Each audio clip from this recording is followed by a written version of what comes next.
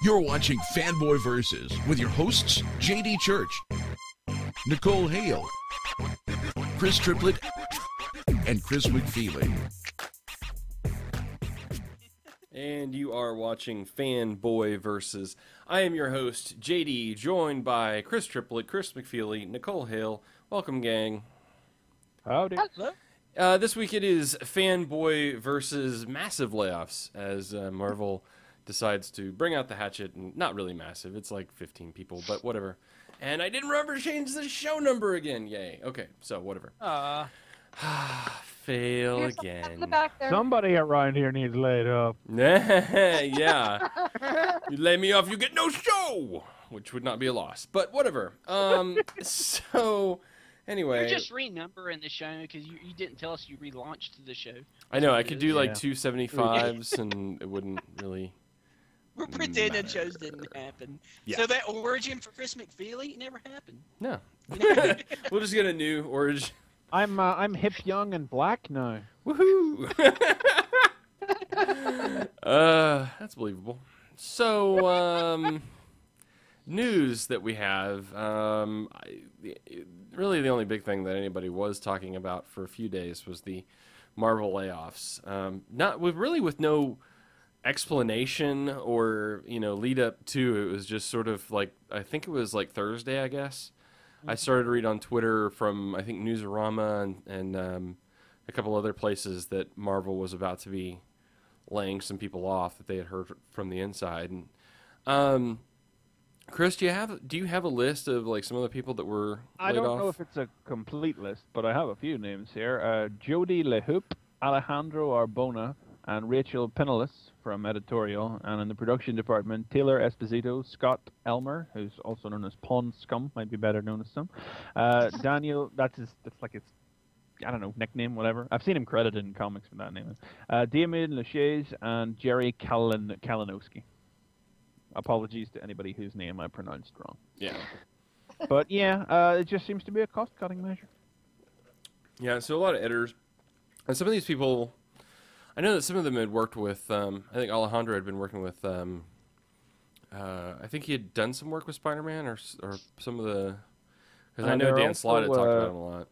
2 people from the trade paperback collections department and 2 off-site compositioners who work on digital conversion. I'm reading off here. So they are among our layoffs. So no real consistency as far as that. It was just a few people from each department. Again, no real explanation. I mean, I know I read one article that tried to go in depth and talk about maybe some of the culture within Marvel and things. I don't know how honest or truthful, how much credence there can be laid to that. So, on the other side of it, I don't think that there's any, anything to like say that Marvel's in trouble or anything like that. So. Well, I mean, everybody's in trouble. Well, I don't think in addition, yeah. like any greater trouble than anybody else. Right, exactly. So anyway, it was kind of sad. They have I mean, Disney behind them after all. It's a hard time for anybody that does comic productions to be unemployed. So hopefully, One of my friends said this might be the first step of them having their complete reboot. What do you think about that? Well, do you think Marvel would do that same thing that DC's doing? Because DC made bank last month with the reboot. Oh, no question. Marvel's. I think they're talking about a lot of things. Obviously, Marvel at this point needs an answer.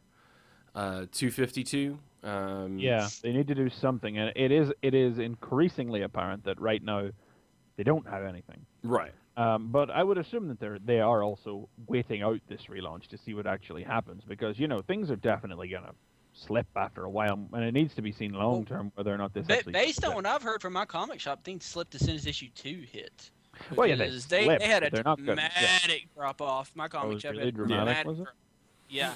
Well, and I think that's going to happen. I mean, the drop-offs were going to happen, yeah, but I mean, I would certainly say that on the grand scale of things, it'll still be well up there, and it's going to, we're going to be looking at and people who'll be waiting it out, like, to the 6th issue, just even, like, for some story arcs or whatever. It's going to be a good couple of months before we get a proper feel for the effect of that. I still don't see Marvel doing this, though, because it's simply not how Marvel treats its continuity. Yeah, they don't. They don't really do things that way. They never really did any type of a crisis type story that rebooted things. No. They just kind of reboot within. This is how I always say, you know, if DC wants to update a story for the modern era, it'll be some form of crisis event will be used. You know, Superman Secret Origin we just had last year. You know, well, hey, that's the new origin for Superman in the post-final crisis timeline. You know, or whatever.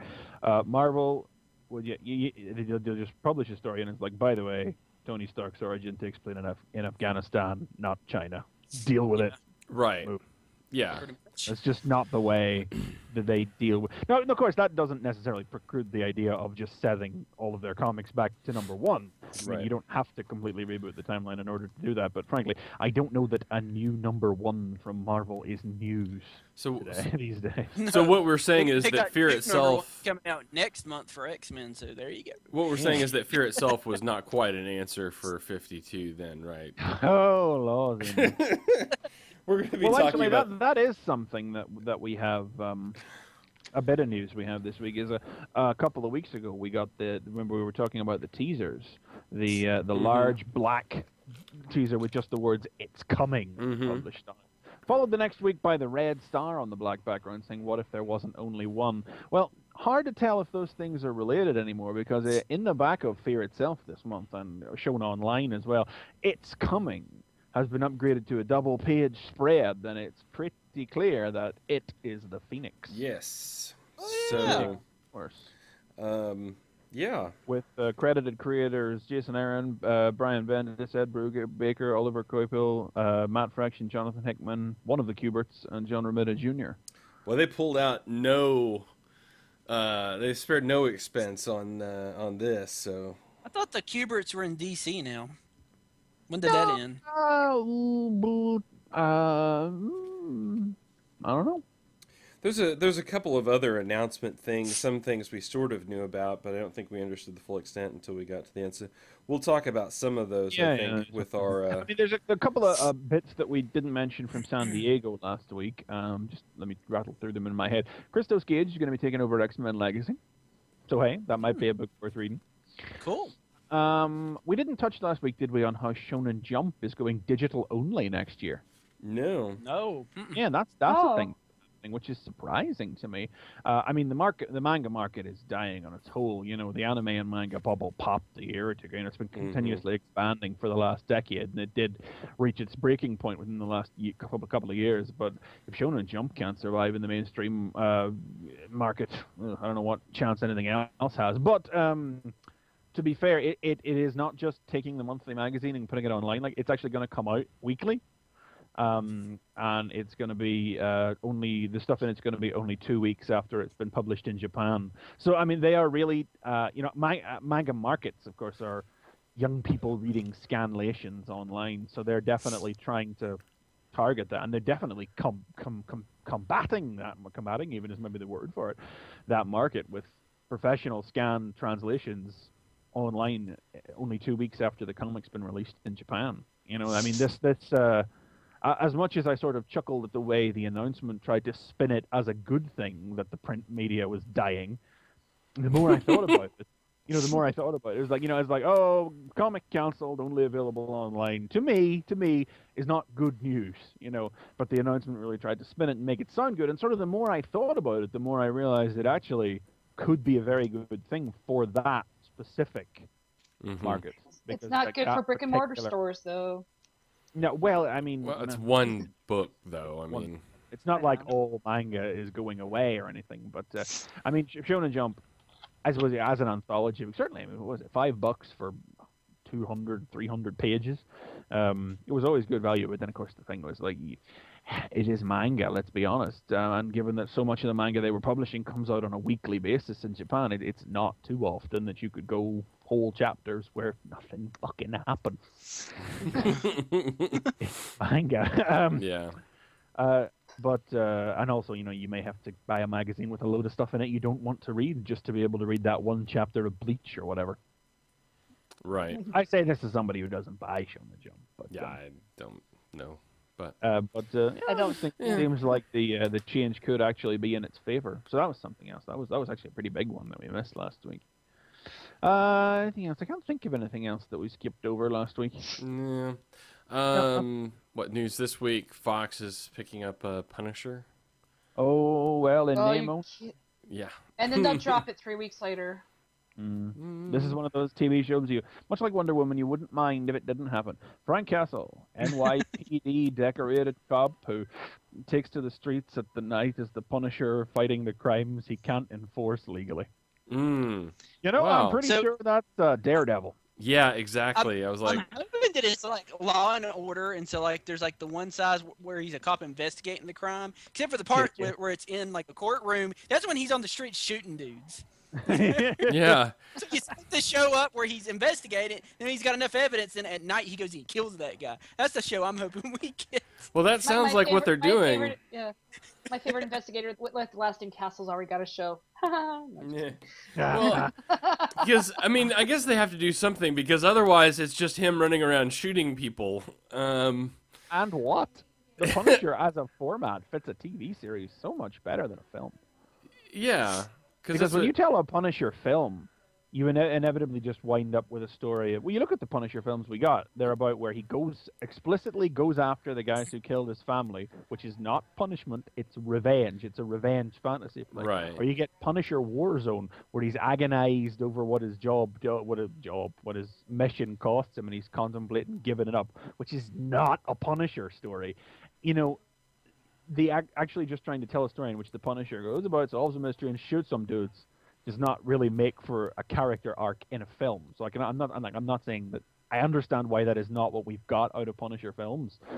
But so a TV series really is the optimum way to translate Punisher into some kind of live action media. Yeah. Well, Cassius says easy solution. Cassius says he has an easy solution. Just put Frank Castle to show up in an episode of Dexter. That is a crossover. Yeah, that would be another announcement. Marvel is going to be publishing Dexter comics. That's one we missed. Really? See? Yes. Oh, okay. You know. They are written. They're actually going to be written. Well, they've been announced as they're going to be written by the guy who wrote the Dexter novels. Now, whether that means they're going to be written in the same way Stephen King wrote the Dark Tower books, where he phoned it in.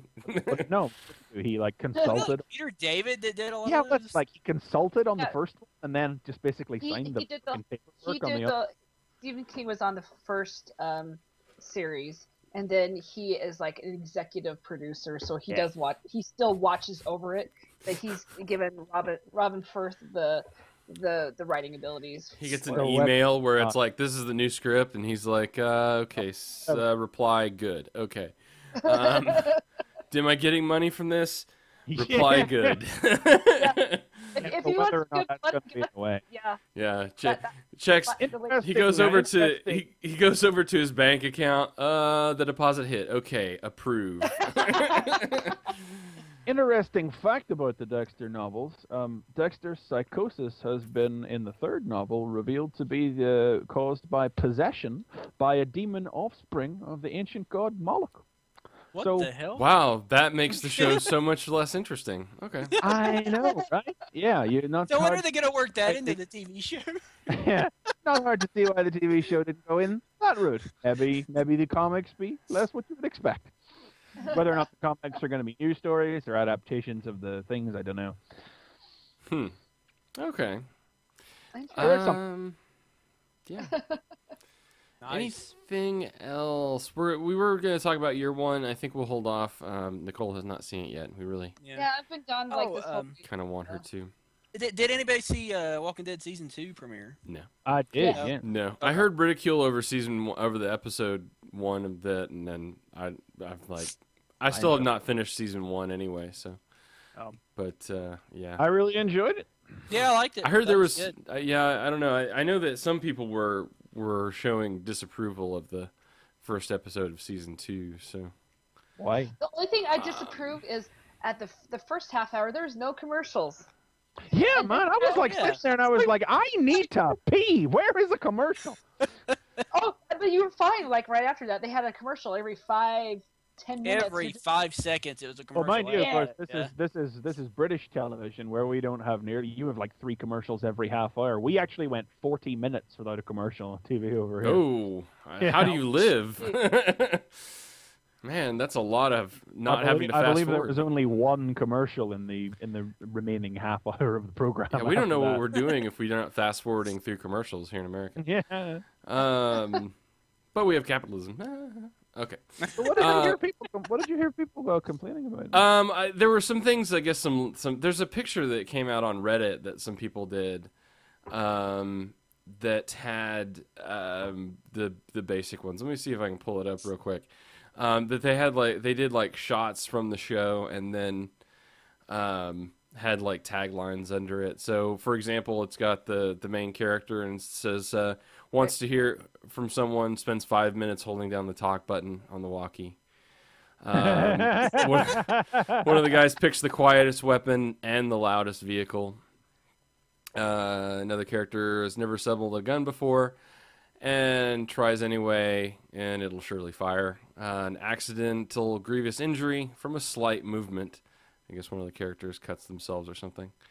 Oh yeah. Well, I mean, I figured that guy was gonna die, honestly, because he's the one guy left who wasn't in the comics. Yeah, So he's I was not like, in the that guy is gonna die. I figured he was gonna die right there and then. He was black too, so I really figured he was Yeah, gonna that's die. the other thing I noticed. He had no there's choice but to die. There's a couple other ones on here, but I'll Oh, skip to the one right. that's the end, which is running low on food. Marvel at the beauty of food.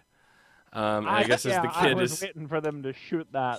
Yeah. Yeah. So anyway, I don't know. Like I said, I'm not largely attached to the show, so I'm in no position The to. reason he didn't shoot the deer was because the child was standing right there. Yeah, Yeah. but it's a good way for the kid to learn about food. This is where food comes from. Spoilers, but Spoiler alert. something did happen. Right. Yeah. Have you ever eaten beef? Have you seen a cow? Yeah, but I Congratulations. haven't seen a cow die, and everybody's still in the belief that this might be fixable, and Rick's still trying to shelter his child. You know, by this point in the comics, Carl had a gun in his hand and had killed a man, but they've slowed things down for the TV show. Yeah. Mm. I sort Carl of had thought when they even had got his on the hat. highway that they were going to meet. Is his name Therese? Yeah, that's right. They met Tyrese. Because they met at him this on a point. highway when they were moving, when they were leaving from the camp. And I sort of thought that was going to happen, but we still got Shane. Is that his name? Yeah, Shane. yeah. He's still with us. I figured that's going to happen later on, maybe, if it even happens. Well, it certainly looks like from the next episode preview that they're going to be going to that farm where the guy. Yeah. Well, I don't want to spoil what may or may not happen in the episode, but you know the farm. I mean. I know the farm. I know exactly Yeah, what you're talking that about. looks like what the next episode's going to be, That's which what is it looks like. which is like early graphic novel volume 2, by Hmm. and large. Yeah. Anyway, let's talk about comics. Yeah, let's do that. Let's move on then. So we'll go. Comic book podcast. We'll go to. We'll go into review time, and we will start as always with Chris Triplitzer. Yay! I was just gonna quickly talk about Uncanny X-Men's final issue. The final issue of Uncanny X-Men. Really? I believe the last non-rebooted Marvel comic. Am I correct? How many Well, last? it was the longest running comic until now. Until now. Yeah. Last issue being number 544. Wow. I'm sad. I wish they weren't doing this, especially since it's not even like really ending. It's really becoming 2 comics. Because like next month they start over. It's gonna be Uncanny X-Men #1, and I think it's gonna be Wolverine and the X-Men #1. Yeah, Wolverine and the Wait, X-Men let me get #1. my surprise. Wolverine in the title I of the think I comic. saw that show. Yeah. Yeah. But Wolverine and the I don't X-Men know. is pretty good. But yeah, I just wanted to quick talk about it because it was like the last issue, and it's basically them dealing with the events of Schism, which set up the whole split because Schism was like the idea where there's this thing that kind of splits the X-Men. Some of the X-Men agree with what Cyclops is doing with them, and some of them agree with what Wolverine's doing with them. It's kind of when you think about it, it's kind of stupid. You know, it's like this manufactured reason to have 2 comics.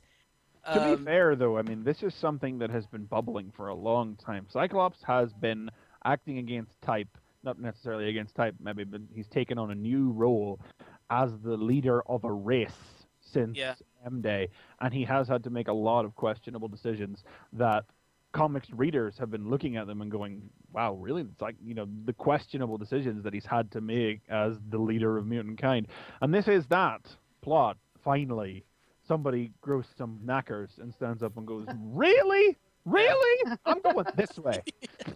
Yeah, because I mean, like, I haven't been reading a lot of Uncanny X-Men, so I probably missed a lot of those really dark decisions that Cyclops had to make. And I kind of jumped straight into Schism, and now I'm like, reading the end of Uncanny, and hopefully I'm going to pick up the first issues of the next book to see what they're doing with it. But basically, what it came down to is that Utopia was attacked by the new Hellfire Club, and they had manufactured like this new Sentinel that was just unstoppable. They couldn't stop it. A new Sentinel? Well, it was weird. It wasn't a Sentinel. It was like a Sentinel that was like formed together by the pieces of other Sentinels. It's something crazy is what it was. But basically, it's just something that they couldn't stop. I need to worry about. Yeah, it was something they couldn't stop. So Cyclops' decision was, we're going to defend Utopia. We're going to defend our home. We're soldiers. We're going to fight it. Wolverine's more like, these are kids. We can't. Which is really strange coming from Wolverine. He doesn't want them to fight. Yeah. These are kids. They shouldn't be involved in what we do. You're training them to be killers and all this stuff. So Wolverine was going to blow up Utopia. He had like plastic explosives all over the island, and he was going to destroy it. And that was his decision that he was going to make, but Cyclops stopped him, and they wound up actually stopping the Sentinel. But Wolverine, he really, this was it. This is like going too far. So Wolverine leaves. He takes some of the X-Men with him, and then Cyclops, convinces some of the X-Men to stand. And Uncanny X-Men number 544 is sort of like the fallout of that, and who's leaving, who's going. The issue is actually narrated by, looks like Mr. Sinister. Oh, yeah. And he's kind of telling the story of the X-Men. He's got this book. It's like a diary, and it says the Uncanny X-Men on it. He kind of details all the stuff with Schism at the beginning of it. And it's got a really cool first page because, like, the first page is a reprint of the very first issue of X-Men, back in the 60s. Which has, like, Professor X, it's like, to me, my X-Men, attention X-Men. And, like, you've got all the X-Men coming in and everything, except for the words are different. Professor X says, where are you all? What's happened to you? Where's Jean? And so, like, all the X-Men show up except for Jean Grey. And Cyclops says, Jean's dead, sir. And now Cyclops is in charge. And Angel says, the Angel is fighting X-Force. And Iceman says, Iceman is leaving with Wolverine. And Beast says, Beast left long ago. It's like that 60 Jack Kirby art, and it seems so out of place, but it was just kind of a neat way to start it. Just like, it's like, okay, this is how we started X-Men, and this is where we're at, and things have just completely fallen apart. And it's interesting because, like I said, that Mr. Sinister is telling the story of the X-Men, and he tells the story, but then he tells like an ending to Schism that didn't happen. He basically says that, after all the crap went down, Wolverine and Cyclops, they realized that everything, that this is bigger than both of them, and they basically buried the hatchet, decided to go on with the X-Men, and then he says, "Really?" And then he gets up, and this is the part I don't understand because it's like he gets into a chamber and he melts. Did you read it, McFeely? Yeah, I glanced over it. I really don't know what was going on there. I mean, Mr. Sinister has historically genetically experimented on himself over the years. I don't know if that's. I don't know if he's. I don't know where Mr. Sinister has been for the last while because he's been off the grid. I think he might have been comic book dead for a while. But it's like he tells the story one way, and then he says, "No, that's crap. We need to change this." And then he goes and he gets in this chamber, and it's like he melts himself, like he willingly kills himself. And then as the story progresses, and we have like the X-Men dealing with going their separate ways, and everybody's leaving. Iceman is like one of the last ones leaving, and he feels like he needed to be one of the last ones because him and Cyclops were some of the first ones, and it's such a hard decision because he's going with Wolverine. He's decided to stick with Wolverine because basically Cyclops is training soldiers to fight a war. Wolverine believes that these are kids and they need to go. They need to basically teach them out of school again. So like Wolverine's book is going to be, he's going back to the mansion. He's going to rebuild the school, and I believe it's going to be called the Jean Grey School for Higher Learning. Probably. Is that right? I think that's what he's calling it. I haven't heard, but what was the comic? I saw something with Beast in it this week, and he made a quip about how Wolverine would be naming the school something terribly passive-aggressive. So that sounds about right. Yeah. But there's this great part where like Iceman's like leaving, and he's like talking to Cyclops, and he says something like, you never actually had you never had a funny bone in you or something like that. And then he says, do you remember the time? And then Cyclops says, sure I do, before Iceman can finish it. And then we've got this great, like Greg Land does the art. Whether you like Greg Land or not, I think his art pretty good. But you've got this great 2-page spread of basically everything that's happened to the X-Men in like the last 40 years or something, like all these big, great moments of X-Men history. Cool. But just to boil it down, it's basically just like, it's everything's coming to an end, but the X-Men are moving on, and we're getting brand new number ones. I mostly just like that at the end of it, Cyclops sort of just makes this little comment because he's like putting away all the portraits of all the X-Men when they were students at the school, and he's talking to Emma Frost at the end of it. And she's talking about how, he's got no emotions and all this. And he says, I'm not a machine. I still feel anger and sadness and all this stuff. And he says, they've all gone back to the school. I don't want to do that. Why would I want to do that? And as he's putting up the pictures, he says, I feel like I finally graduated. And then the X-Men ends. And it's kind of a nice ending, to the comic, despite the fact that the comic's not really ending. They're just starting it back at number 1 so they can sell some issues next month. But it's cool. I like it. Nice. Good issue. Yeah. Cool. That's it? Yeah. I don't know if I want to talk about Wonder Woman, because I could probably talk about Wonder Woman for 20 minutes. Wonder Woman's still good. Yeah, it's good. Yeah. So just I enjoyed this second issue more than the first. Wow. Yeah, we Good. definitely we get some of those origin, a little bit of the origin stuff that you said that was missing from the first issue, but it's not not in depth. Yeah. But I mean, what can I say about it? It's probably my favorite DC book that's been relaunched so far. It's like either it or it's like Aquaman or Nice. maybe Batman, maybe Scott Snyder's Batman. It's really good. I think Action's probably mine right now. In Action. Oh God, I forgot about Action or Action's good. Action or Batwoman. Sweet. Man, you missed talking about Action there, didn't you, a week or two ago? It was good. I liked it a lot. Awesome. Okay. So then, Nicole, it is. Well, I will talk over DC 52. This is the second one of Deadman. Apparently, I liked it really a lot because I picked up 2 issues of it somehow. Twice as much she liked it. You speak with your dollars. I don't know. I don't know if I had 2 stuck together or something, but when I was going through it, I'm like, wait, I have 2 Deadman. Would that be Deadmen, whatever? So, yeah, is that the plural? Yeah. What is it? Deadman to the second power? Deadman-ish. Yes. So, That's dead man, not dead man. Yeah. Okay. Well, the thing is, how ironic is that? If you've seen the cover of it, and I've picked up 2, Yeah. it's basically Deadman, Deadman vomiting himself.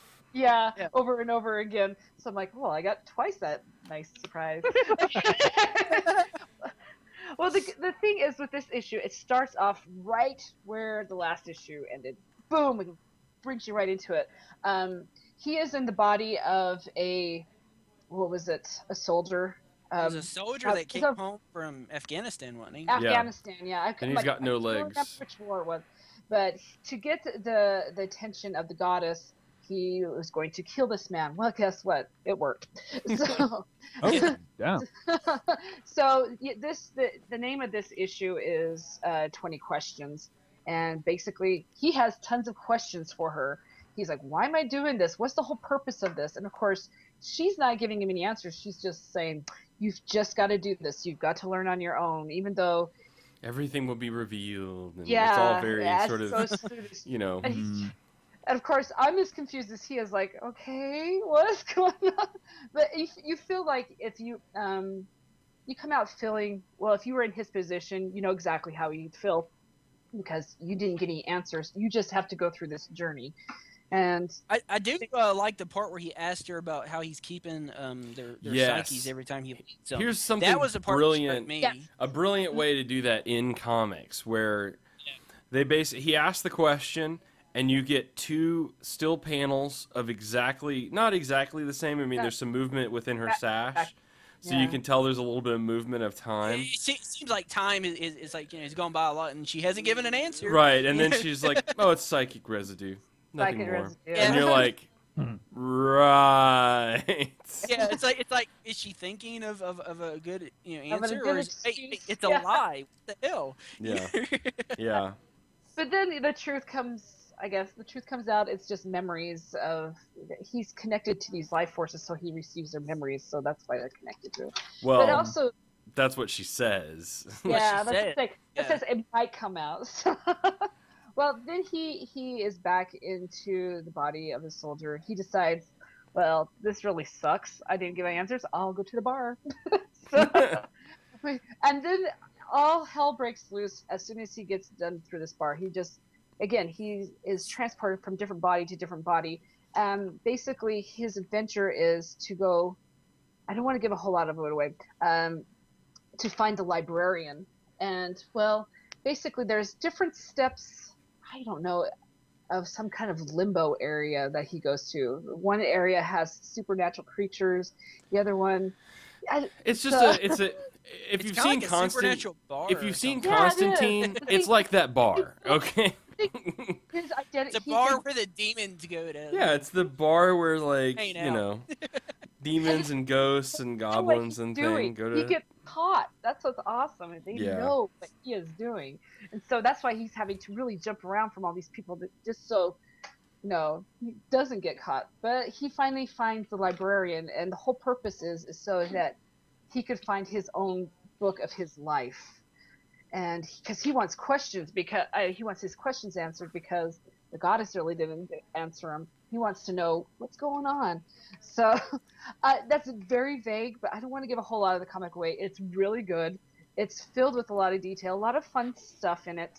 The art, wonderful. Again, Yeah, the art's good. Mhm. I had so I much really fun. like the part where he runs into the all the really really creepy Frankenstein monsters and creature from Yeah. the Black Lagoon, and he does the little skit where he says, "So this guy runs into a bar, it's full of vampires. Yeah, I mean, there's some. There's a blood light."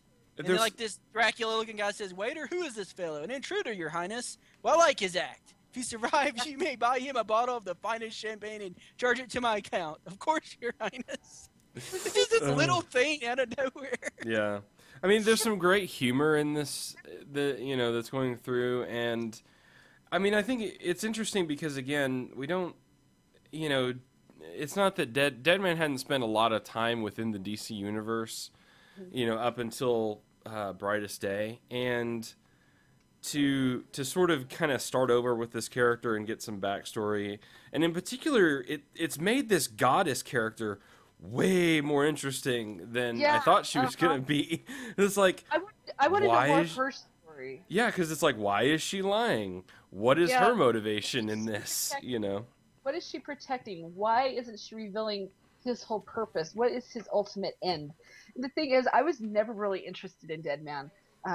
Really, never. And till the last issue, the first DC presents, this is an interesting character. I want to know more about him, and especially at the very end. I mean, they've got some really. They've got a really good little cliffhanger here. Yeah. So, Yeah, because it's not very Yeah. clear as to what because the librarian, I won't say what it is. I mean, I guess because you're wanting to save that, but I mean, she sort of reads from some of his book, and that's like, well, what does she mean? Does she mean him? Does she mean everything? What does that mean? So it's just Yeah. this is very exclusive to who could read it. So just Yeah. because you have your book doesn't mean you could read it. So, right, but I love it. It's great. Yeah. Well, yeah, and then how the books are written. Twice. How the books are written as well is a funny point. But like I said, It's there's some been good good. humor. Yeah. I like it. Do you know if do we know if Deadman is going to stay, or if it's going to be like issue 5 we're getting like Martian I Manhunter?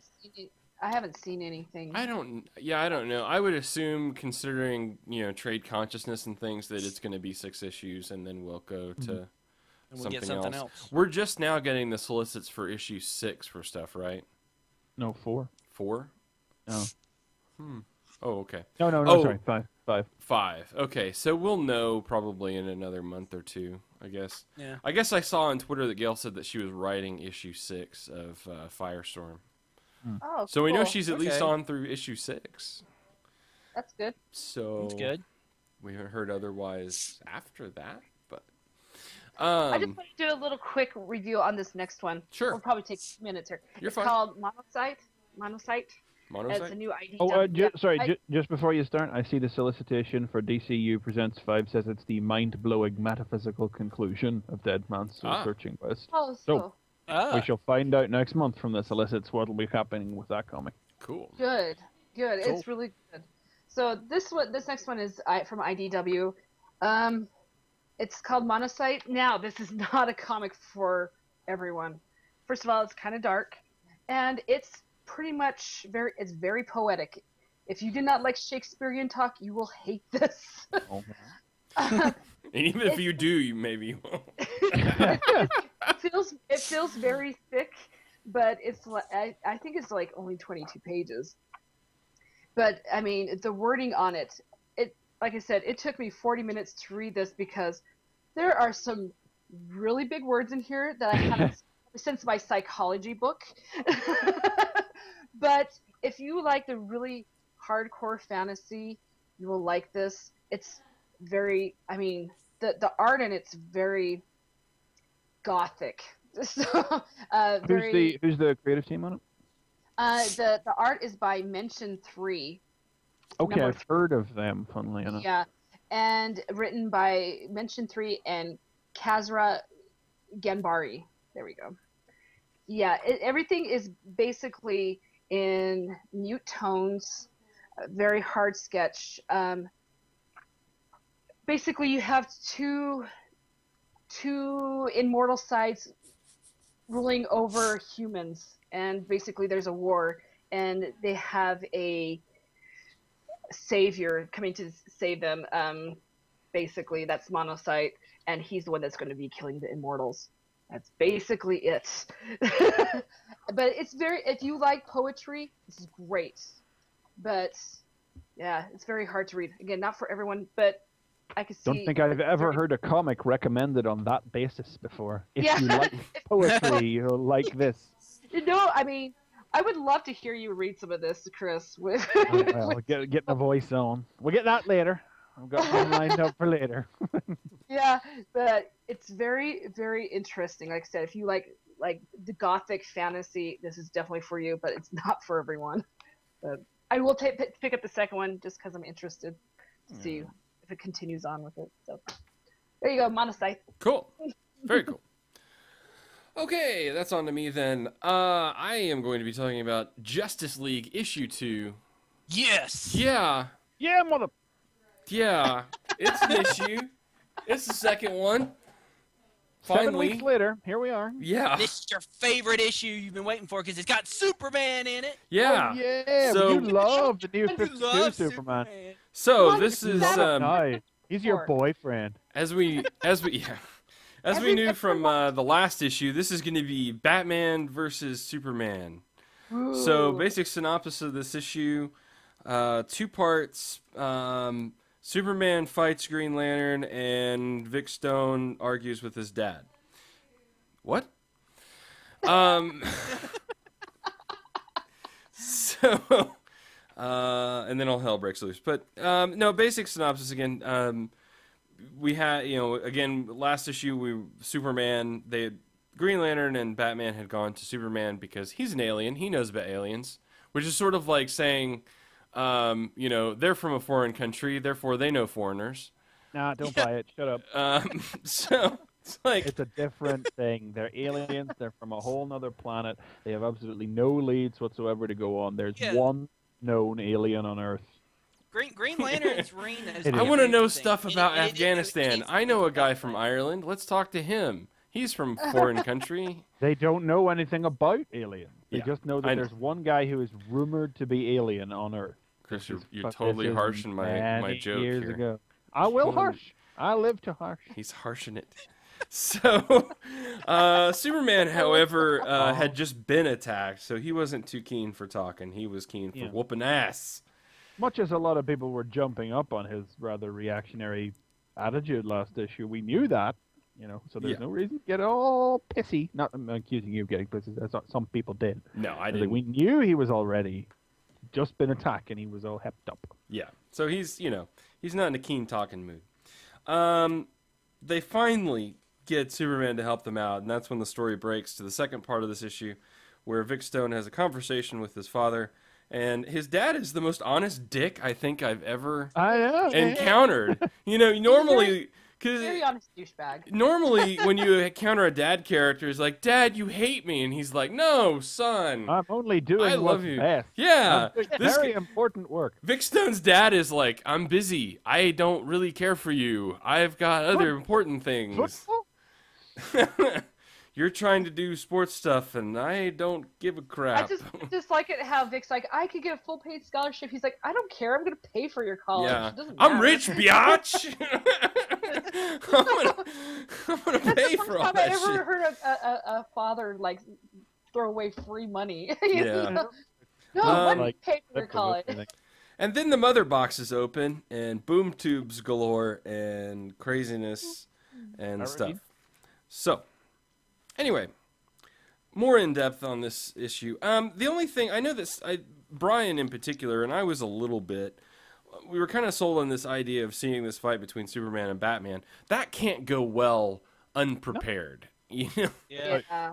Then we know he wasn't prepared. Yeah. And also, it's so much better that they didn't spend an issue on that, because they actually were able to move things forward here. Yeah. What we haven't mentioned yet is that they bring the Flash in this one. Yeah. I mean, issue 1 gave us Batman and Superman, Batman and Green Lantern. This one brings in Superman and the Flash, and they actually get proper showcases, and this feels like an issue of Justice League now, not an issue of the Batman and Green Lantern adventures. Yeah. I mean, it takes them a little bit to finally start to kind of work together, but once they do... But this is the obligatory hero. I mean, it tends to be more of a Marvel team-up methodology of storytelling, but here feels slighted as a consequence of a misunderstanding. There is fightings, and then they team up to take down the real threat. Yeah. There's a couple of nice moments in here, like Barry is already having publicity issues because over in he's from Central City. And he's already having publicity issues because the police department's trying to go after the Flash. And he's in the middle of this. They put together a Flash task force to find out who he is. Which Barry is on. He can't help find real criminals. He has to help find himself. Right. But there's I think that's something of it's operating on it's kind of a meta nod to how Barry was the first hero of the Silver Age and how it was his introduction that really reignited the superhero boom. So while you have Batman existing as a myth and Superman existing as a strange alien threat that nobody's really approached and knows anything about, you've got Barry out there at the fore of superherodom with all public eye on him. I think that's the idea behind him. I still love the punch, Superman's punch. But but there's a nice moment in here where it's like they're getting busted as vigilantes, and he's like, but I'm not a vigilante. Like, I never break the law. Like, oh, Barry. Myself. And there's another moment in here, I guess, with Batman where I like that they established that Green Lantern and Flash have a friendship. Yeah, they have a little bit of a... Because, it's like Hal and Barry were the first two guys of the Silver Age, before Batman and Superman really came back. So they forged that well here through that. They established that Batman and Superman are not fans of Lex Luthor. There's something in here that's interesting, is that Superman talks about using the old printing press, which I would assume would be the previous basement under the old... under the planet, But Batman surmises that he doesn't have a secret identity or something because he doesn't wear a mask. Which I'm not sure if that's intentionally funny or if it's just funny because it's like, I don't know. True. But there's another moment in here where, and I'm trying to find it, where they start to go through powers again. Well, what can they ask Batman, like, what can you do? He's like, I can keep us on point. I can keep us on point. He keeps on kind of avoiding that question when they. It's like he doesn't want people to really figure out he's an awesome guy in a bat suit. Yeah, and then like Flash says that he works in a crime lab, and Green Lantern's like, Barry, you're exposing your identity, and you just called me Barry. Like, And then yeah, watch it's out not for- gonna. You get the feeling it's not gonna take long for this crew to. You know, Yeah. They're Reveal very, it. very green. I like this about it. I Yeah. really enjoyed that with the. You really do know you're looking at a fresh start for a team and like very early in their careers here. Mhm. There's just a much greater sense of a team coming together in this than issue 1 accomplished. You know, Mhm. that's Yeah. all it is. I mean, this is just better than issue 1 because it manages to get the idea across. This is a team. So do you both- think that actually issue move 1 the would have plot been on. better if this was like the second half of issue 1? It would have just been like a tremendous. Yeah, I mean, Yeah, I think if they so. could have double sized the length of issue 1, pared down some of the big unnecessary splash pages, maybe cropped a little of the Vic stuff out of the first issue and moved it into the second, and put the Barry and stuff, just put the other team stuff into this and just shoved it in there, that would have made a much better first issue. yeah. I mean, because this Okay. one So- has a good ending. I like the end. Yeah. So definitely. to go back though, I do want to talk about like this Vic Stone piece of it. We do get to see Star Labs. They do have another mother box, which was what we're assuming this is. I think we're Yeah, pretty clear. There's no. It's that- going ping. Yeah. It's going ping. What It's else going could it ping, be? and it says, and it does boom, later. So, Yeah. That's a big boom. So we get to see Silas here working at Star Labs, and you can get the feeling that he's kind of annoyed with his son, and like they have this my whole son wanted me to pay attention to him. yeah. I mean, because that's the whole thing. Because Vic Dude. comes up to confront his dad because he wasn't at the game, and there were scouts there, and his dad's like, I don't really care. Like you can go to whatever school you want. You don't have to play sports. And he's like, I like sports. He's like, shut up. You're just standing around playing shooty hoops all day. Like that episode of South Park. And but Dad here is more interested in like the big picture, with all the metahumans, and he's trying to deal with all of that. And he even says the line here like catching footballs and scoring touchdowns is a joke. And in one of the best like honest transactions here that you see very rarely, Vic even says, "You're never going to come to one of my games, are you?" And his dad's like, "No." Yeah. Wow, that's You just do a just- film. That is the moment where the dad says nothing and looks guilty, and then the son turns and walks out of the yeah. room. But he No, just but he's lays it like, out there. No. So at that moment, though, I mean, I don't think it's quite intended to be delivered just as nonchalantly as we're doing. no, but it's still like very honest. Either way, I mean, it's just like that's just one of those things that it either goes unspoken or it's covered with a lie. Where it's like, no, I really want to, but I'm busy or whatever. He's just like, no, I'm not going to. So then, Boob So Tube I got opens. a question for you now. Yeah. Sorry. Did any of you guys read Green Lantern Corps? Yeah. This one. Yeah. Now, does this have a similar tie-in, or is it just me? I don't know. Which part? Because you see Darkseid's henchmen coming in, right? Mm-hmm. At the end there. Are they similar ones to the ones that are in Green Nah, Lantern these are Corps? different. Are These they These are different? different, I think. Yeah, these are different Yeah. people. They actually have like willpower similar powered feel. like swords and stuff. So they're a whole different deal. Okay, because I was like, maybe there's supposed to be a tie-in there somehow, Nah. but No. Well, these are Core is going pirates. on present day, right? And Yeah, and just this is 5 like years it's- previous. So. Just it's like I it's still was- like 5 years ago or something. Yeah. Yeah, I wasn't really sure if the whole Darkseid thing was actually going to be the plot for this 5 years ago story or not, but it looks like it is. Oh, yeah, very apparently is because After this issue. yeah, the boom tube opens and like Darkseid forces spill out, crying for Darkseid and all. Well, it makes sense. I mean, like if you're gonna have something that's gonna team up all the greatest heroes, it makes sense for Apocalypse invading Earth way more than a giant starfish attacks. Or, Yeah, or exactly. a load of tree Yeah. people. But in the midst of the fray, poor Vic Stone gets burned up in all the right places. Damn, I didn't see that. So, yeah, he'll Shit, be I cyborg. hope he's okay in the next issue. I'm worried about him. He'll be Yeah. turned into I hope cyborg his when it dad's comes. research can be used to help him. So Yeah, if only they had the technology to rebuild him. They have to make at least 5, $6 million man. Right. jokes in the next issue. That 6 million would not go very far these days. Not You in know, today's world. No. He 6 could million get a would. prosthetic elbow and knee. Yeah, that's about exactly. it. That gets you like a replacement leg and maybe an arm, and that's it. You know. He might get a cheap plate in the head, but that's about it.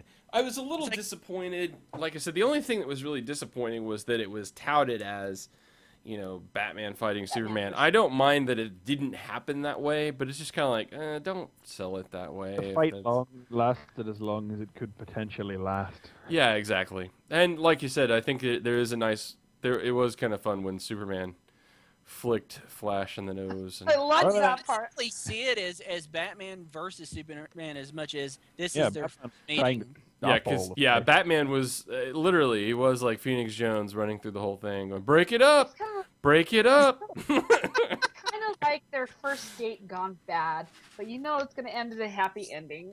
Right. Eventually, he's Remember yeah, that time Eventually- when I threw smoke bomb? Eventually, Batman is going to ask Superman up for coffee, and you know they'll give that awkward Yep. look, and he'll say okay, and so anyway.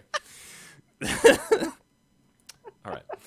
Anyway, so there you go. Justice League, pretty good. I mean, no, I you know, think it's definitely better than the first issue. yeah, it's picking up. I knew that Jones and Lee's would even out to be a good book. They just got off to a slightly wobbly start. I mean, they are still very much writing a 6-part graphic novel, not a 6-part serialized story. But this is a better second issue. It'll be interesting when they introduce Wonder Woman, because we'll have the third issue of Wonder Woman out by then, right? Yeah, because then we'll have books. Same week, yeah. See how that ties in. Yeah, and then we'll eventually, I guess, you know, then we'll have to deal with the romantic relationship, I guess, between Superman and Wonder Woman. Is that where this is going to happen, or are they saying that's going to happen somewhere else? Is that actually going to happen? I hadn't heard that. We can Yeah. hope not, but Well, it was rumbled. Yeah. Around. But then, you know, given you can look at Superman #1, where the onus is on Lois. it's still on Lois. Is it- Yeah. Yeah, Still Superman's Lois. like, oh, Lois. I love her. So yeah. Cool. So I don't know. All I mean, right. it's some really dumb writers who really think that Superman and Wonder Woman should be paired up. You know? I don't know There's why. never been a good story that's been Just like because Kevin Smith suggested that Wonder Woman's uterus is the only one that can hold Superman. I never hated the relationship between Batman and Wonder Woman. You know, No, I With never the hated that. Mark That- Waid. I like that. Hmm. Even made it into Justice League of the cartoon there for a little bit. Yeah. Superman and Wonder Woman is like the dullest idea. It's Yeah. like, it's like that is like the least imaginative possible way of going. You know, Yeah. Yeah. Yeah. it should team up because They're any strong. crappy elf strong. they're Yeah. off. All right, Chris. Anyway. Take it away. What do All you right, have? well, I'm just going to touch briefly to start with on Tiny Titans number 45 because this is just one of the best issues in recent memory. If you like Gail Simone, you really need to get this issue. Oh, yeah. Are It's the a- Secret it's a- Six in it? I'll get to that in a second. It's an all Batgirl special issue in which Stephanie switches over from being a Batgirl switches over from being a Robin to a Batgirl, and she and Barbara and Flamebird and Cassie all have a Batgirl party in the Batcave. The issue also rather randomly introduces Panther from the Teen Titans, who seems to be being played as a rather young and very cat-like, but I believe she's South American, and she's very good at football. That's the real football, not American football. Oh, okay. Thanks. Oh. Which then leads into Coach Huntress's team, the Birds of Prey, Barbara, Cassie, Hawk, and Dove, fighting Coach Lobo's Secret Six. Nice. Little tiny Secret Six versions of everybody. Like a really, really happy-looking Bane and Scandal, who's just waving a fork around instead of Oh a my normal. gosh, I That's really need to pick up awesome. Tiny Titans again. Oh my gosh, I'm gonna pick this They're up. they're a lot larger than the Titans themselves, but then the Birds of Prey call Panther in to help them But in are their they soccer. still tiny? They're Probably quite still tiny. They're a lot tinier than Lobo, but Bane's as tall as Lobo. Bane's very happy looking, and Ragdoll's just constantly perched on her shoulders. Is Bane got like soda that he's drinking and green soda instead of like venom pumping into his veins? He has a load of tubes on him They're Like really a they juice or don't something? really they don't really say too much. They're just there for more of a sight gag, you It'd know. be great if it was But like Mountain they Dew co- or something he was drinking. Well, they could go that route. I remember whenever Yeah. in an early issue, Rose, the Ravager, was babysitting and said, "You want to see what's under my eye patch?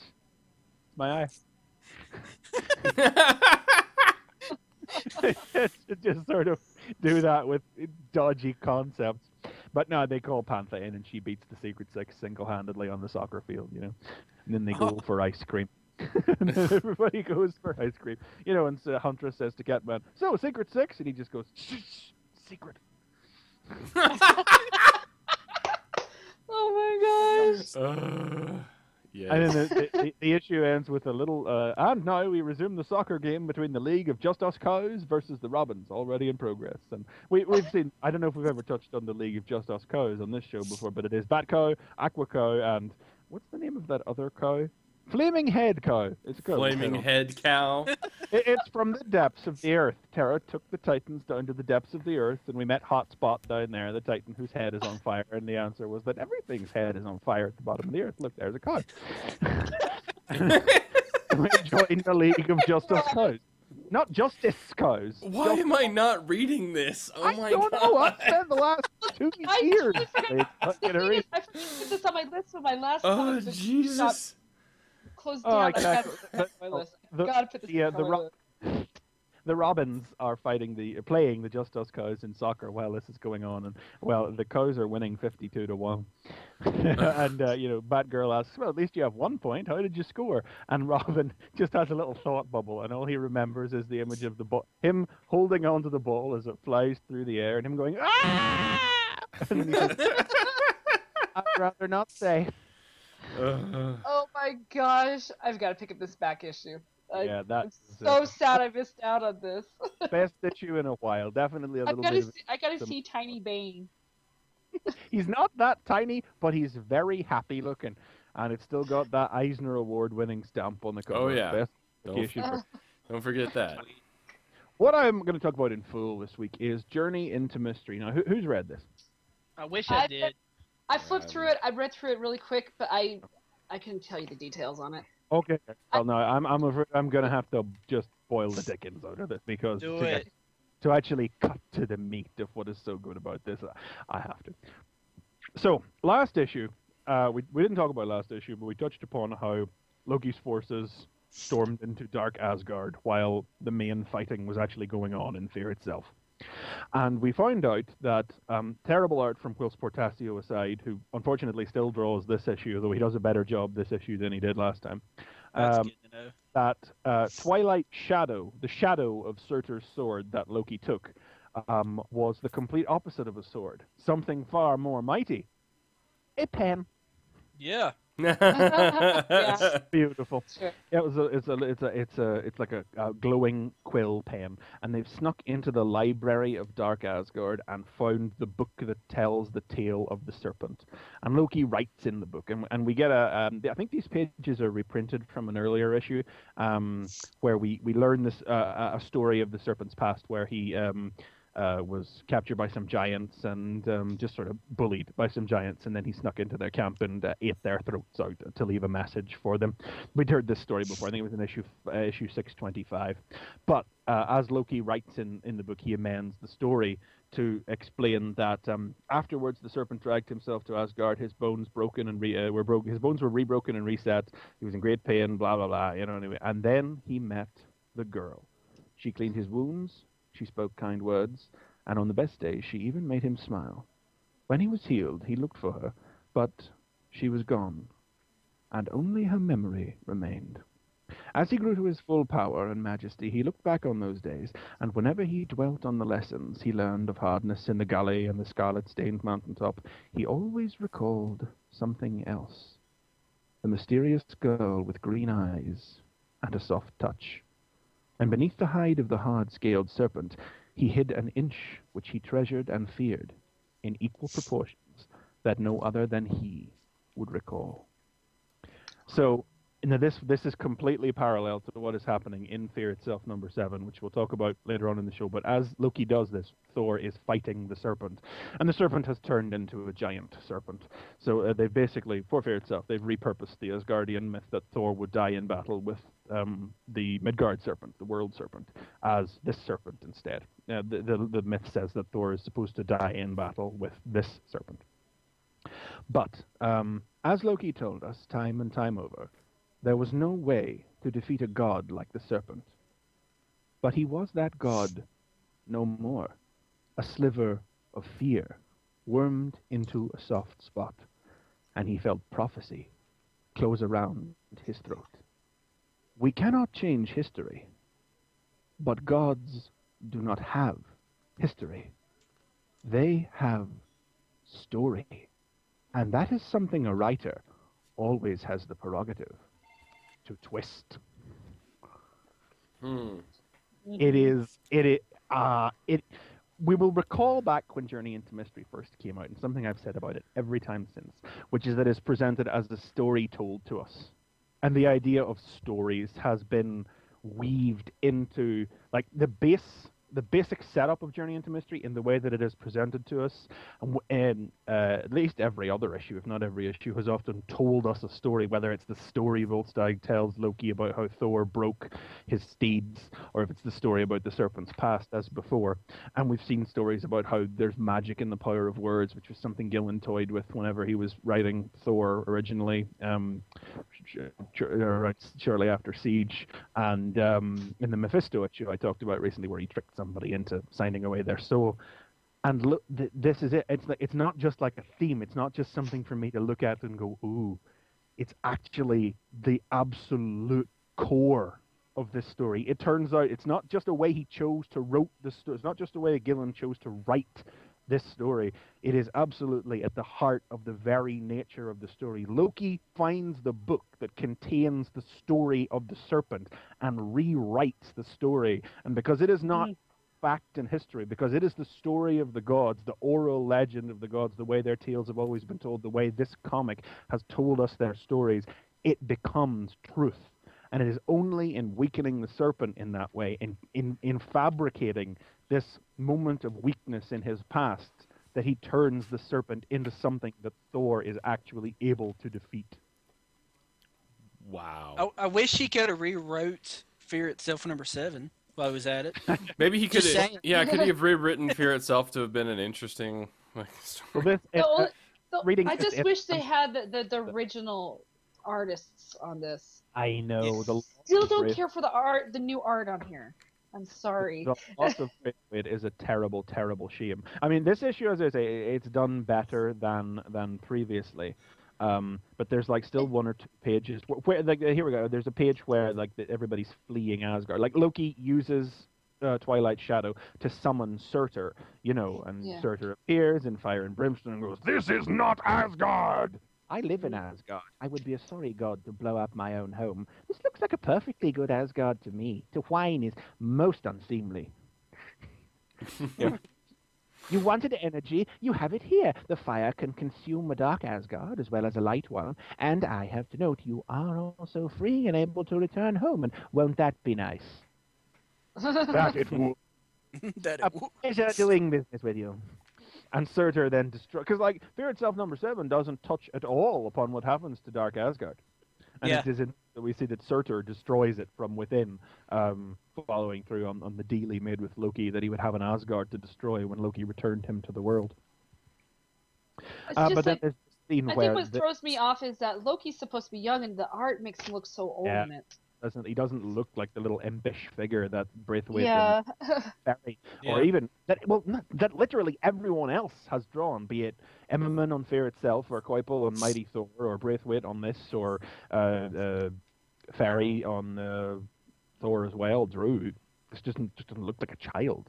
And there's also this scene here where everybody's fleeing through the portal Leia's created, and one of the Disir moves. We see her cutting something in half, and I was like, I don't know what she just did there. She's actually what she's done is she saved Tyr from a monster that's pursuing him because like there's some kind of perverse thing going on there. She's taken a fancy to Tyr, but like I thought she'd chopped another one of her sisters up who was going for him or something, or she'd taken Tyr at the last minute so she could take him in that sense. But no, she's just hacked up a monster that was going after Tyr from behind. But the art is so monumentally unclear on that point. Yeah, it was the reason why I didn't read it before the show, because I saw Willis Portacio and I thought, nah, I'll wait. Well, and the rest of the issue is rounded out with Loki just looking down upon the aftermath of Fear itself, and what was this? Yeah, well, okay, hey, spoilers for Fear itself #7. We're going to talk about it in a minute. Thor dies in that, so so everybody's looking down on this scene of Odin cradling Thor, and someone says Thor's dead, but I thought you said the prophecy was junk. No, I said it was wishful thinking. That means it's the best we could hope for. Everything has its cost. The serpent's life for Thor's. I knew it all along. We fought for a chance to let Thor triumph. We fought for a chance for Thor's sacrifice to mean something. You fought for a chance for your brother to die. Aye. So I guess we won. It's not a happy ending to this story. Everything he's strived for. And all it's ever done is it's going to endlessly consign him to this, because the people will still loathe me, and the grave holds the one who protected me. I do not know what now. I think, if I thought of it, I would weep for me. But that would be awfully self-centered now, wouldn't it? Yes, let's save worrying about tomorrow for our newly purchased dawn. I think about my brother, if that's all the same to you. And it ends with Cole taking flight and flying up to the branch where everything started. And it ends on a magpie in a tree just as it began. Awesome. Love that. Love it. I mean, I had to blow the details of this one just to explain the sheer extent of the themes and the poetry of the scripting and plot in motion. Now, I see that the solicitations actually have the first volume of Fear itself in hardback set for July. Now, unfortunately, because there's going to be 2 epilogue issues yet, that will make this Fear itself tie-in 10 issues long, which is a bit long for a single graphic novel. So it's been split in 2. But the first volume is due in January. So everybody out there listening and everybody who didn't buy it, because you guys all actually bought it. Oh, yeah. Get that for God's sakes. Get it and support it, because, that's a bit of news that we actually missed out this week, which is that Iron Man 2.0 has been cancelled. Yeah. So that is one War Machine series cancelled. It's cancelled with issue 12. So that's the Iron Man series that they tried branching off into its own whenever they restarted Iron Man when his film came out, cancelled. I really can't imagine that fate does not await Captain America and Bucky, the other series that they pushed off when Cap's film came out. Yeah. But I will weep tears of bubbling black pitch and fucking fury if that happens to Journey. Well, to be fair, I thought, does this mean that they're canceling Thor and Journey into Mystery? But I see that Journey into Mystery number 630 is coming out on October 26th. Advert, they're already trailing. Yeah, the new story. The next issue of this, the first epilogue issue, is out next week. Brilliant. And then there's one more in December, and then a new story arc with Damian Hellstrom starts in January. Loki's still in. The thing is, this little ad in here, it says the true story of Fear itself will be told. So what we've been reading is bullshit. Is that it looks like the next issue, based on the cover, will be Volstagg. I mean, Loki may not even be in it. It looks like it'll be Volstagg recounting the events of Fear itself for his many children. So once again, a story comes into it. This is, I can't wait for when Volstagg saves the day, because I'm sure That's what the series needs, is more Volstagg. More Volstagg. Yeah. We get a little Volstagg. If there's anything wrong with Journey into Mystery, we need more Volstagg. But we're about to get some, so here we go. That makes this the perfect story. And it remains the story where he fuses this wonderful old world sword and fantasy old magic of words, ideals around some delightfully modern humor. Still, I've always said it before, but like these are literally the best previously in Journey into Mystery pages in the comics, and this issue is just a large clip of artwork of everybody bursting into Dark Asgard from last issue with a load of new speech bubbles of Loki just describing the plot. Behold, Loki's magic secret action squad. Nice. We are not calling ourselves that. Quiet. Cool. So brilliant. In summation, it was occurring to me. I was talking to somebody about this the other way, and we're talking about good crossover tie-ins. I realized Kieran Gillen is kind of like the anti-Christos Gage, where Christos Gage takes a crossover, puts it in his book, and actually uses that crossover for the emotion to legitimately advance the emotional journey of his characters and his plots in a way that matters and feels like a logical extension of where the story was going. He did it with Avengers Academy and Fear Itself. He did it with Secret Invasion in Avengers The Initiative. These plots flow naturally out of what the book is about and where it's going, and they matter. It's not some distraction that wanders in, Where Kieran Gillen takes a crossover and puts it in his book and uses his characters to make the crossover better. Gage improves characters with the crossover, but Gillen improves the crossover with his characters. He's done it with Fear Itself and the Journey into Mystery. He made Siege worth a damn with everything he did with Thor and Loki in that book when that was happening. And if there's, this is one of the top 3 books Marvel is currently putting out. It's one of my favorite Marvel books. Absolutely. I always hold off I love this book. Till I make sure. I feel a little personally rewarded in the way that I latched on to the idea that it was being presented as a story told to us from the very start, and to find out that it wasn't just some narrative dressing that I just happened to really like, but was actually intrinsic to the whole direction and theme and feel and goal of the storyline. It makes me feel SMRT. and yeah, it's just so freaking good, and that's why it's good, and you should read it because it's good. Yes, very good. True. And there Awesome. you go. Okay. Into Mystery. Very good. All right, well then that leads right in to Fear Itself, which in which Thor fights a snake and dies, and we get literally Spoiler. spoilers. So basically, everything that you said happens, and then we're done. Okay, cool. It's not nearly as awesome as it is in this. How predictable was this? Whenever all the adverts said magic weapons, the worthy, rawr, and you can see Iron Man goes off to Asgard and he makes all the magic weapons and he comes back. It sure would have been nice to actually see them get used. Yeah, they sure do put them on. They sure do have a dramatic double-page splash of them charging into battle, but they sure don't actually draw attention to any of their usages or what makes them special or anything at all. Yeah, they don't seem and to... The serpent turns into a snake because... That's required by the story to...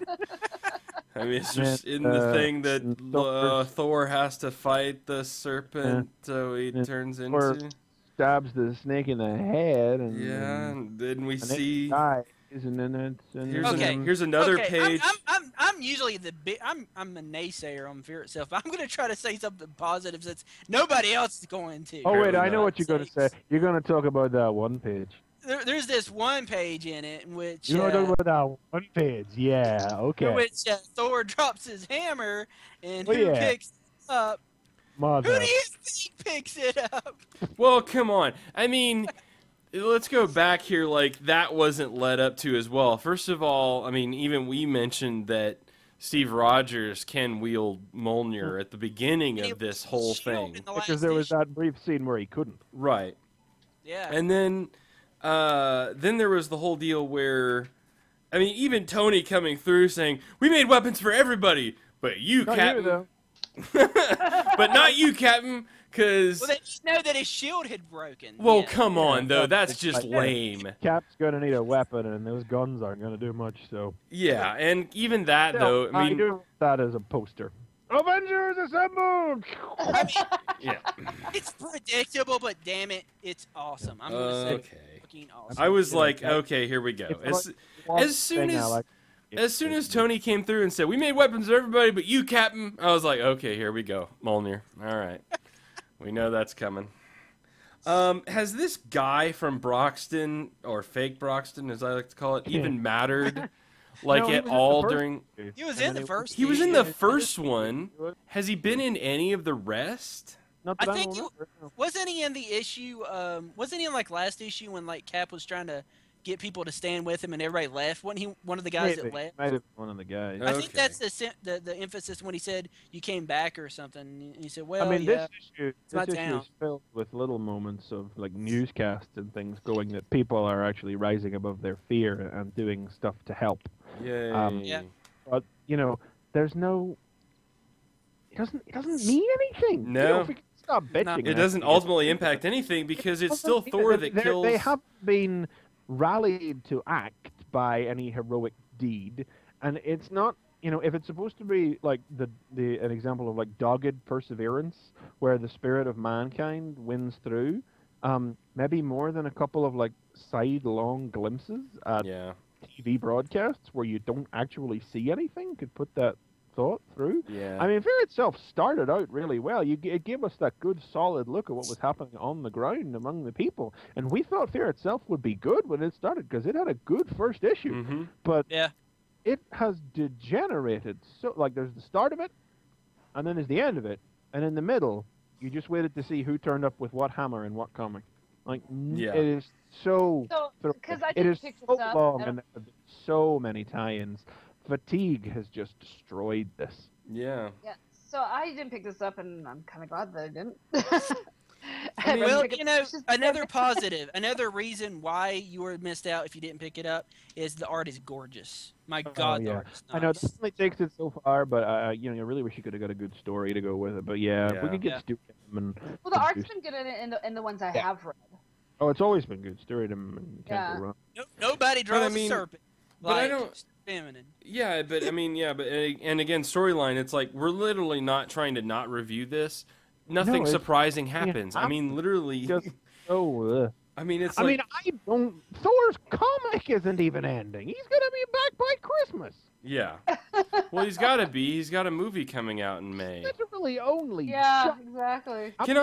Can I just say here though that I was right and that the whole point of this thing was to be a tie-in to Thor and Captain America, because this thing started when the movies were in the theater and it's ending as they've come out on DVD.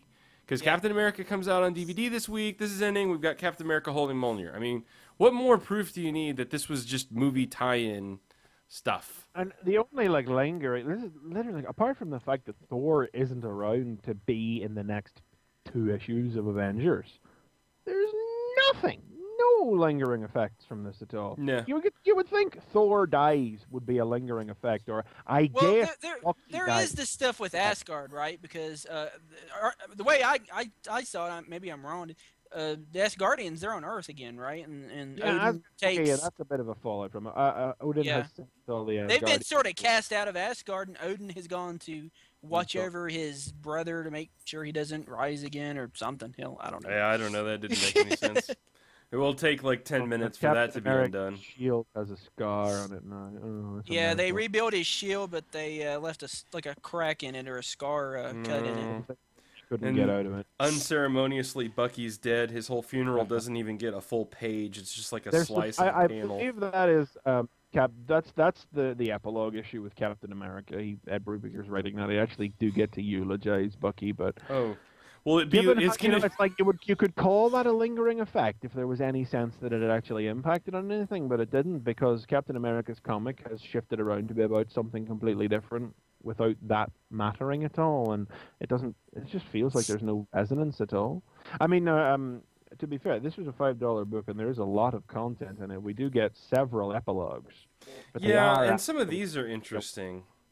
They are actually trailers for all the new comics that are coming up. I mean, you got the Fearless Oh, you here. kidding? You got the Fearless, which is, I mean, it's all original material. It's not like it's pages Right. cribbed from issues or anything. Which is this thing with Sin. You got the trailer for Sin. I actually did get the first issue of the Fearless week. Yeah, it was pretty good. It's pretty good. It's about Sin is out to round up the hammers, which have been scattered to the four corners of the earth now. Yeah, she lost her hammer. All the hammers are gone, so she lost that power, and she's obsessed with getting it back. There's greater purpose for the hammers yet. And Valkyrie is the only one of the Avengers who deems this an important thing to do.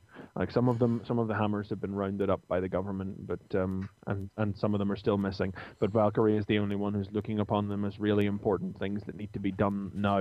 So it's This is about Valkyrie and Sin of all characters going out to try and round these hammers up, and it's being co-written by Matt Fraction, Chris Yost, and Colin Bunn. But Bunn actually wrote the script for the first issue, so and it's got art by Mark Bagley and Paul Pelletier because it's got a really good creative team on it. It's just literally got fatigue from Fear itself working against it. It is otherwise a pretty good comic. Then you got, this is ridiculous, honestly. Oh my god, an Incredible Hulk really trying to pass off the relaunch of the Incredible Hulk as something that's coming off the back of Fear itself, in which the Hulk did nothing. Yeah. Left no. In which the Hulk somehow splits. Well, I'm not saying the prologue isn't interesting. It's by Jason Aaron and it's the art by Mike Choi on this one, in which the Hulk seems to forcibly split himself from Bruce Banner through sheer hate. Yeah. Which was cool. kind of wacky, but it was like, this could be interesting. Then there's this one for Battle Scars, which is definitely the miniseries I've been least interested in because I'm at a point now where it's like, if you don't going to tell me anything about it, Marvel, I don't fucking care. Yeah. This is one where they've said there's an army ranger named Marcus Jones who is guarding some great secret. He is going to be public enemy number. He's going to be the most wanted man in the world because of who he is. We don't know who he is. I don't care. Other than Deadpool's going to be in it, and Taskmaster apparently. So and Paladin. And Chris Yost is writing it. So yay, Paladin. But I have to admit this is kind of interesting. I'm still going to get the miniseries now. And then the last prologue is is for the Defenders, in which we see the Hulk, I guess fresh from his spit from Banner, going to Doctor Strange's house to recruit help in tracking down Null, the Breaker of Worlds, the entity which had possessed the Hulk, which has managed to survive as its own individual entity. And this is by Fraction and Terry Dodson. And here's a simple thing. I was going to get the first issue of Defenders, and I may get the first issue yet. I was going to keep getting Defenders. But the solicitation for the second issue of Defenders was in the new solicits for January, and it's $4. And I don't spend $4. What? Yeah. It is the first time that I have actually said $4. No. Nah, not for that. First, I was gonna exactly not for that. That's it. I was gonna give it a look because Fraction. But it's Fraction. You have to pay $4 for Fraction. It's like Fraction, and it's like at Terry Dodson art, and it's the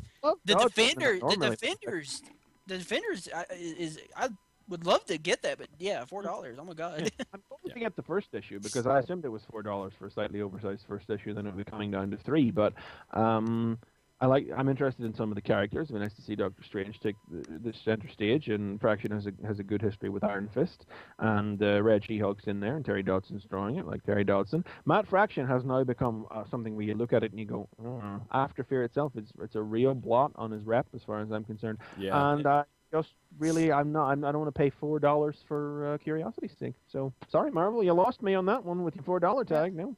Yeah. Yeah. So that would drift it over. That's the trailers, but Fear itself it's just been boring. It's a perfect. That's why I didn't pick up the last issue. Spider Island, so much better. Oh god, yes. Final part. I'm more than willing to pick up last issues, but no, not even. And for God's sakes, they just brought Thor back. Why are they killing him again? I know. He is. It's been a couple of years, but that's why I don't believe it. I just don't. His comic's not ending. He's going to be in the Avengers movie. Yeah. Actually, hang on. I'm just going to look it up just while we're sitting here. Where are we? Avengers Assemble Bagley. I'm going to get a look at that cover image from NYCC. Okay, admittedly now, he's not on the cover of Avengers Assemble #1, that cover image we saw. But there is a conspicuous large blank space between Iron Man and Black Widow. Huh. Wonder what that'll be. and everybody else from the film is on the cover. So yeah. I know everything was pointing to like, oh yeah, Fear Itself's going to end, Thor's going to die, but I was hoping. I didn't even surprise believe it. us. I thought they would surprise us with some subversion of the prophecy. I was kind of thinking something was going to happen. And it's like we've been getting like Journey into Mystery, and we've been getting Loki. I kind of thought Loki was going to do something, you know. Yeah. And Loki did do something, but I kind of thought Loki was going to do something, and Thor wasn't going to die. Maybe Loki died. Maybe Loki changed. Maybe I thought something was going to happen with Loki. He's over here. He's not in Fear Itself, but he is in Journey into Mystery, and I was expecting that to play into it, but it didn't, and nothing surprising happened in it. There's nothing surprising. Everything was telegraphed in the most dull way imaginable. It's like even everything that happened. Oh, fear feeds this and that. Oh, so the worthy, like the mighty, or whatever the fuck they were called, the Hammer guys, are just in there to make everybody scared for 5 issues and storm through different comics to guest star and factor in absolutely no way to the final issue in which the Serpent is just basically like a shonen anime villain and goes, "Wow, my power level has gone past whatever level you're at, and now you must get stronger to beat." It's really. That's the ultimate crime. It's not even bad. It's just boring. Right. Yeah. I mean, And just looking back at the series too, I mean, like the big part of this was Cap was returning. Steve Rogers was going to be Captain America, and that didn't even turn out well. I mean, it just sort of happened. There wasn't a big moment where Bucky dies and Steve Rogers is like, okay, I'm going to kick some ass and take names. I'm Captain America. Bucky! No, we didn't. For Bucky! Who? What guy? What? No. Who was that? Oh, that guy that kept my seat warm. Thanks, buddy. Anyway. We didn't get any of that. It's just like, okay, well, I guess I put the costume back on again. Guess I'm Captain. Not even cold, for God's sakes. They couldn't have Yeah. had time to wash that thing even. Yeah. I mean, God, it was. Is this? I mean, just to kind of wrap up, I guess, a little bit. But I mean, and you kind of hit on it. I mean, how much of a hit is this to Fraction? I mean, in that way. I mean, I didn't read a lot of Fraction before, and I can't say I'm really motivated to read a lot of Fraction at this point. I've always heard good things about his Iron Man and his Iron Fist. And basically about just about everything he did. Except maybe Punisher War Journal. But, and I still hear good things about his Iron Man, but he has turned into a bit of a Paul Jenkins of a man, where it's like there's 2 Matt Fractions, and boy, did we get the bad Matt Fraction on this one. We got the bad twin this time. The mustache and everything. Yeah. Well, the good news is, I guess it's mostly over. Mostly over. We still have 3 fucking epilogue issues to go. A bi-weekly 12-issue epilogue series in the Fearless, which is still pretty good. Thanks. And all of this fallout, a desperate attempt to make it seem like it mattered. Yeah, it doesn't. But nothing has come off of the back of it to actually make it feel like it in any way does. No. Well, what about all the spin-offs? I mean, what about those? I mean, how did you like those issues? I mean, they were a couple of good basically were tie-ins. as boring as original series. I mean, Journey into Mystery is the best. Oh, fantastic! Kieran Gillen taking. I don't even think of that. I don't even think of that as a Fear Itself. No. Yeah. It's just as he did with Siege. He actually emboldens and improves the crossover by virtue of what he's doing with it quietly in his own corner. I bet Matt Fraction probably hadn't, just as Bendis had no idea what he was doing with Loki. I bet Matt Fraction didn't know what Gillen was busy doing with him over in Journey into Mystery and making it all so much better. Yeah. Cool. Well, we've kind of run long, so I guess we should get this. So basically, Fear Itself, nut. Yeah, Just, I know. Yeah. Wah wah. So Sorry. anyway, next week we've got exciting stuff coming up. So there's Aquaman 2 is coming out. Fury of the Firestorm 2 is going to be out. Superman, Spider Island. I mean, Arkham City came out. It's awesome. Go buy it. So apparently that's the game to play. Great big review of that over on New Soundwave if you want to listen to that. So some talk of Arkham City there. So good. Oh and, my God, it's good. And if you haven't checked it out, check it out. Batman Year One. We will talk about it hopefully next week. I'll watch it. I should have some time this week to watch it. So fantastic. So there you go. Thanks so much for listening. Go to the website fanboyversus.com, tfradio.net. Listen to us live on Sundays, 4 p.m. Eastern, 9 p.m. GMT time. over at tfradio.net/live. So again, everybody, thanks so much for tuning in, and please tune in next time when it'll be Fanboy Versus.